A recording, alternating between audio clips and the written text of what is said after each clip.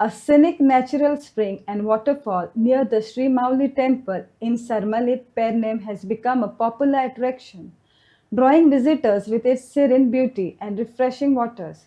Nestled in the lush greenery surrounding the temple, the waterfall has come alive with the onset of the monsoon, offering a tranquil escape for nature lovers and pilgrims alike.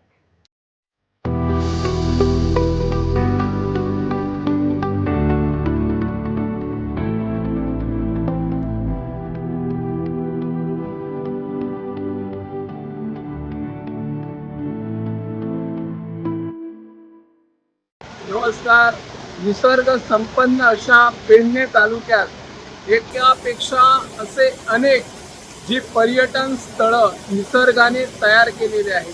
त्या पर्यटन स्थळापैकी एक पर्यटन स्थळ हे माऊली मंदिरच्या आपण सरमळी पेडणे परिसरात म्हणतो. सरमळी परिसरातील या परिसरात माऊलीचं मंदिर आहे आणि माऊलीच्या मंदिरात या ठिकाणी चांगल्यापैकी एक धबधबा वाहत आहे आणि याला एरवी वर्षाचे 12ही महिने पाणी असतं. या ठिकाणी अनेक जे आपले स्थानिक नागरिक असतात, स्थानिक रहिवासी म्हणा, पर्यटक या निसर्ग संपन्न अशा पर्यटन स्थळाला भेटी देतात आणि या पर्यटनाचा किंवा आपण त्याला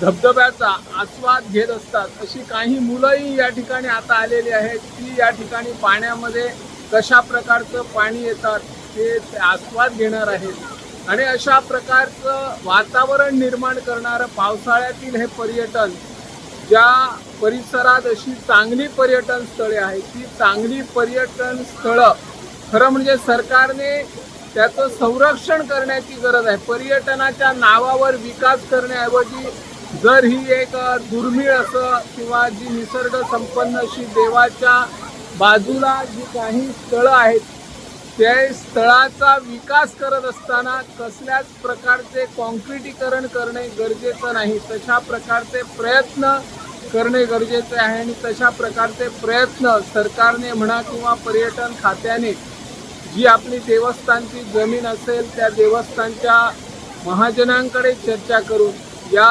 पर्यटन स्थळाला वाव देत असताना जो निसर्गाने तयार केलेला धबधबा आहे तो तसाच ठेवून या ठिकाणी अधिक पर्यटक किंवा पावसाळी म्हणा किंवा इतर ठिकाणी जे पर्यटक वेगवेगळ्या ठिकाणी जात असतात ते या भागात कसे येतील यावरही लक्ष द्यावं अशी या माध्यमातून आम्ही मागणी करत आहोत. मी निवृत्ती शिरोडकर, इन गोवा 24 ताससाठी.